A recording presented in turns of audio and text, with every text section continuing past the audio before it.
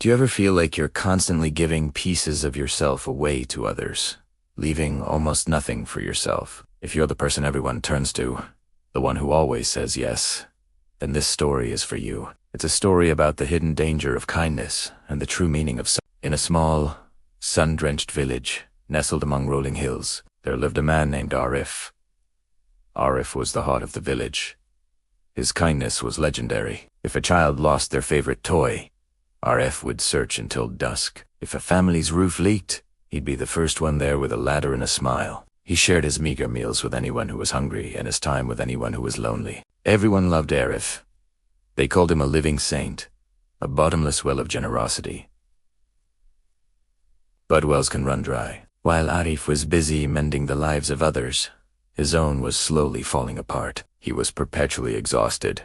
His clothes were worn, and a deep loneliness settled in his heart. The villagers praised his selflessness, but they never saw the tired slump in his shoulders or the quiet sadness in his eyes. They saw the giver, not the man. Arif's home was a reflection of his own neglect. The roof had a persistent leak he never got around to fixing. The walls were covered in fine cracks, and a layer of dust coated everything. Each morning, he'd look at the disrepair and promise himself, "I'll fix it tomorrow. Today, someone else needs me more." But tomorrow never came. His own needs were always at the bottom of a very long list. One stormy evening, a frantic neighbor banged on his door. Their prize ox had broken free and was stuck in a muddy ditch at the edge of the village. Without a second thought, Arif rushed out into the pouring rain. For hours, he struggled in the cold mud, pushing and pulling until the animal was finally safe. The neighbor was overjoyed, showering Arif with thanks before hurrying home to the warmth of his family. Soaked, shivering, and utterly spent, Arif stumbled back to his cold, empty house. He collapsed onto his dusty floor, a fever raging through his body. He was too weak to even get himself a glass of water. For 2 long days, Arif lay there, sick and alone, listening to the sounds of the village outside. He hoped someone would notice his absence. He hoped someone would come check on him, but no one came. The painful truth dawned on him. Everyone assumed he was off helping someone else, as he always was.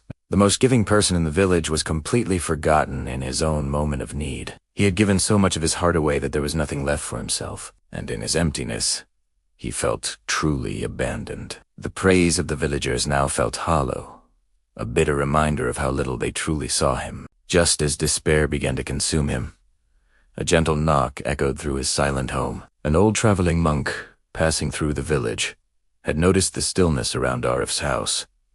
Peeking inside, he saw Arif lying on the floor. Without a word of judgment, the monk entered, held Arif to his bed, and brought him fresh water. He cleaned the room and sat quietly by his side until the fever began to break. When Arif was strong enough to speak, he confessed his feelings of bitterness and abandonment. The monk listened patiently, his eyes filled with a deep, knowing compassion. When Arif finished, the monk spoke, his voice calm and steady. "Arif," he said, "you have a beautiful, generous heart, but you cannot light another's lamp if your own flame has gone out." He picked up an empty clay cup from Arif's dusty table. "Think of your heart like this cup," the monk continued. "You have been trying to pour water for everyone, but your own cup has been empty for a long time. Generosity that destroys the self is not love. It is a slow form of self-destruction. True kindness must begin with yourself. You must fill your own cup first, so you can give to others from your overflow, not from your essence." The monk's words were a revelation. For the first time, Arif understood. He had been so focused on being a source for others that he had forgotten to be a source for himself. He realized his love for others had become a way to avoid his own loneliness and his own needs. After the monk departed, Arif began a new journey.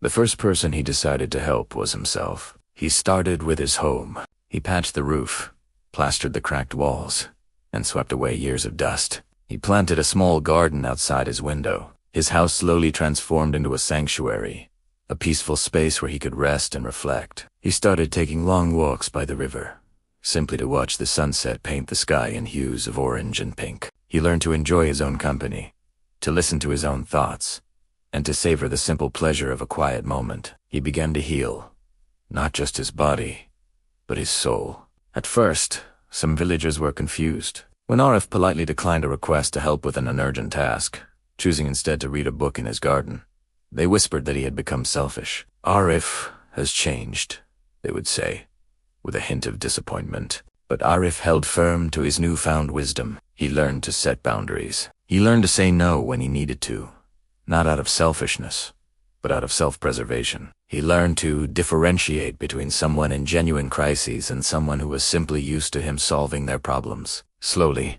the villagers began to see the real change in Arif.